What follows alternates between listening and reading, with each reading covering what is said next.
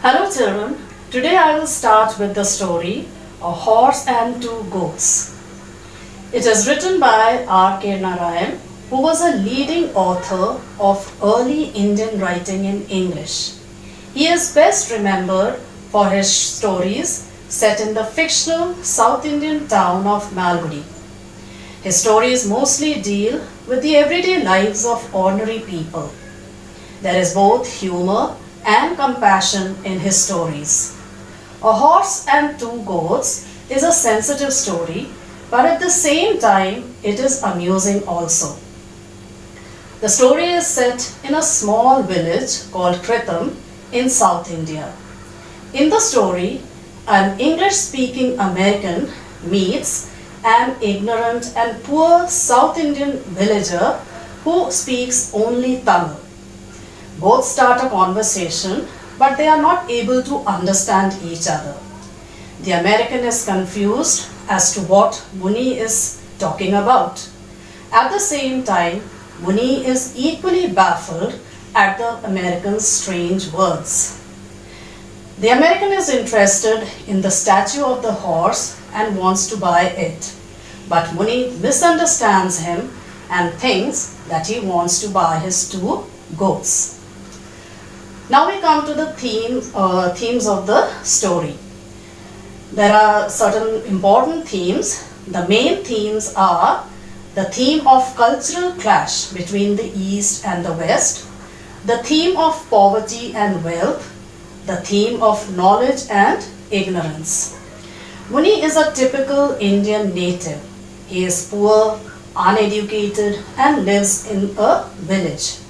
Whereas the American is wealthy, he is rich, he is educated, and lives in a city. Muni is leading a life full of struggle, whereas the American is leading a lavish lifestyle. Muni does not know English, but the American expects him to understand whatever he is saying. Both of these two people are quite ignorant of the other's way of life. In this way, the story gives a message as to what happens when two people of different cultures meet each other. The story also clearly portrays the rural life in India with hunger, poverty, caste system, prejudices, and superstitions that exist there. So children, this is a short story, but it is not that short as Old Man at the Bridge. So I will be dividing the story into a few parts and then explaining it to you. And while I am explaining, you can follow in your books and underline the important points and note down the meanings. Those who don't have the books, who have still not bought the books, they can take a screenshot of the pages that I am explaining. And you can read it later on for a better understanding of the story. The story starts with the description of the village where Muni, the protagonist of the story, that is the main character of the story, lives. There are about 700,000 villages in India, and they are shown by dots on the map. And out of those 700,000 villages, Kritham was probably the tiniest, and it was indicated or shown on the district survey map by a microscopic dot. Kritham is considered to be a fictional village. It has been created by the author. So this Kritham was a very tiny village, but its size did not stop it from giving itself the grand name Kritham, because in Tamil, Kritham means coronet or crown. So this village was like a crown on the brow, on the forehead of the Indian subcontinent. The village had less than 30 houses, and only one of them was built with brick and cement, which means only one house was a pakka house. It was painted a brilliant yellow and blue and had very beautiful carvings of gods and gargoyles. Gargoyles means carved figures on its balustrade. Balustrade means railing. So this pakka house, the house which was built with brick and cement, was painted yellow and blue and had very beautiful carvings of gods and other figures on its railings on the balcony. And it was known as the big house. So it was the house of the village head, the chief of the village. The other houses distributed in 4 streets. Now there were only 4 streets in that village. So this shows that Kritam was really a very tiny village, because there were less than 30 houses and only 4 streets were there. So these houses, the other houses were distributed in 4 streets, and they were made of bamboo thatch, straw, mud, and other unspecified material. Unspecified material means other materials with which houses are made, but they have not been mentioned here. So this shows that these houses were those of the poor villagers. It belonged to the ordinary people, the poor villagers of that place. Muni's was the last house in the 4th street. So where was Muni's house? It was the last house in the 4th street, and beyond his house there were all fields all around. In his prosperous days, that is, when Muni was a rich man, he owned a flock of 40 sheep and goats, and sallied forth. Sallied forth means he used to set out every morning, driving his animals to the highway, which was a couple of miles away. And there he used to sit on the pedestal of a clay statue of a horse, while his animals used to graze around. He also carried a crook at the end of a bamboo pole. Now you must have seen in villages and all these people, they have a crook at the end of a long bamboo pole, and they use that in order to break off fruits and leaves from the higher branches of the tree. So Muni also carried a crook at the end of a bamboo pole and snapped foliage. Snapped foliage means he used to break off the leaves from the avenue trees to feed his flock. From the trees along the highway to feed his flock. So he used to carry a crook with which he used to break off the leaves in order to feed his flock. He also gathered faggots and dry sticks, and when he used to return, he used to gather faggots, that is firewood, and dry sticks, bundle them together, and used to carry them home for fuel in order to burn. His wife lit the domestic fire at dawn. Now every day, early morning, dawn means early morning, his wife used to light the domestic fire, that is the place where the cooking was done. She used to boil water in a mud pot, then threw into it a handful of millet flour. She used to put a handful of millet flour, then added salt, and gave Muni the breakfast for that day. So this was the simple breakfast of these two poor people. A handful of millet flour, which was boiled in water, and some salt was added to it, and that was the only thing that they used to have for breakfast. And when he used to go out with his animals, she used to put in his hand a packed lunch also. And this again was the same millet, but this time cooked into a little ball, which he used to eat with raw onion at noontime. Midday means at noontime. His fortunes had declined gradually, unnoticed. Now Muni was earlier a rich man. He had a flock of 40 sheep and goats. But slowly his fortunes, his wealth, all his money was declining gradually, slowly, and without being noticed. He was becoming poorer day by day. and from a flock of 40 which he drove into a pen at night. And there was a time when he used to drive 40 animals into a pen. Into a pen means into the shed at night.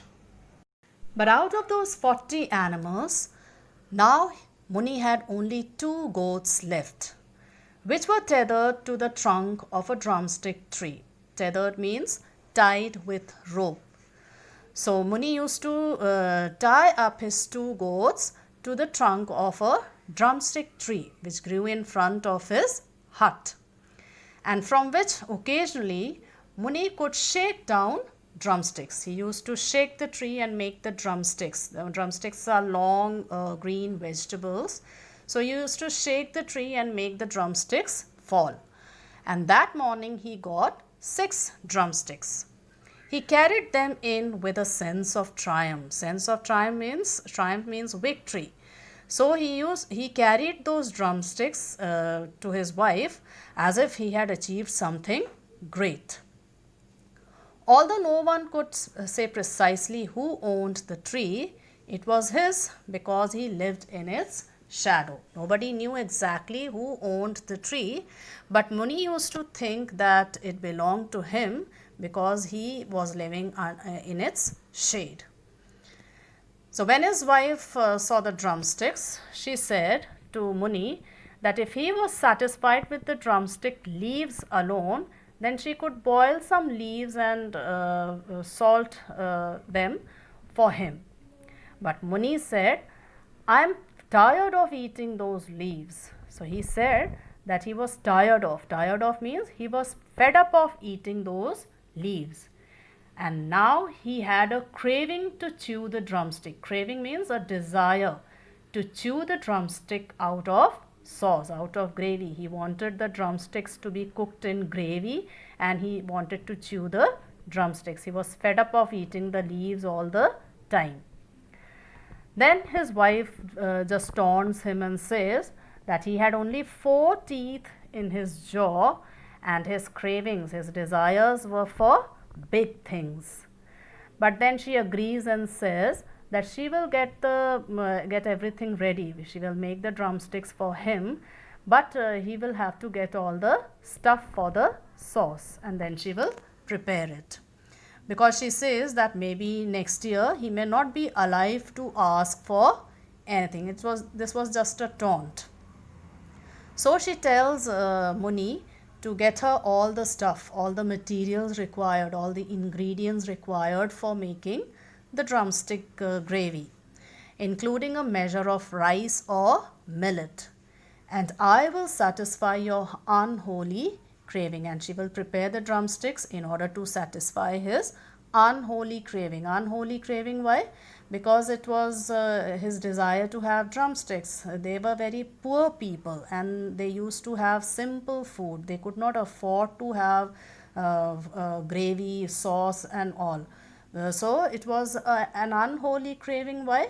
Because Muni was asking for too much. They could not afford, but still he wanted to have drumsticks in gravy. Our store is empty today. So his wife tells him that today there was nothing at home, so he will have to bring everything from the shop. So she tells him to bring dal, chili, curry leaves, mustard, coriander, gingerly oil, gingerly is sesame oil, and 1 large potato. So he goes off to get all these things, and while going he repeated the list after her in order not to miss any item. So while he was going to the shop, he repeated the names of all the items that his wife had told him to bring so that he may not forget any of the item. And he walked off to the shop in the 3rd street. Now when Muni reached the shop, he sat patiently on an upturned packing case below the platform of the shop, because the shopkeeper was busy with something and he was not paying attention to Muni. So he just sat there patiently. But after some time, Muni could not wait.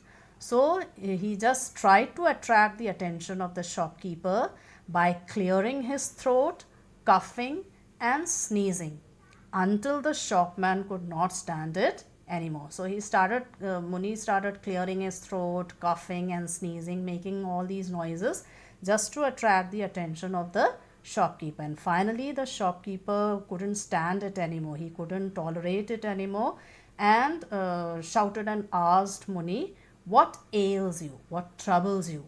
And then he tells Muni that he will fly off from that seat into the gutter and fall into the gutter if he sneezes so hard. And then he addresses Muni as a young man.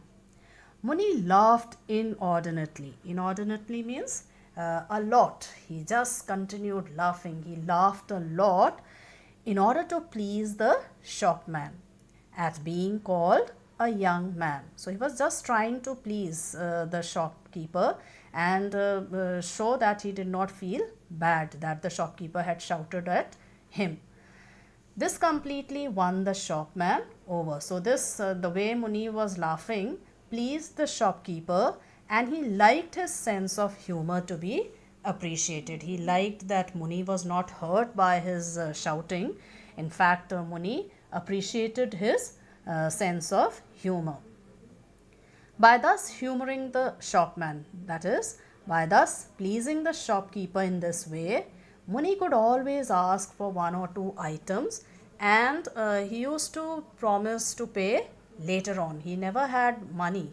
He used to go to the shop without money, and in this way, somehow or the other, Muni used to please the shopkeeper, and the shopkeeper used to agree and used to give him one or two items of food without taking the payment, because Muni used to say that he would pay the money later on. Some days the shopman was in a good mood and gave in. That means sometimes the shopkeeper was in a good mood and he used to agree, and he used to give Muni whatever he asked. Now this is enough for today, children. And as I told you, read the portion that I have explained and learn all the important points.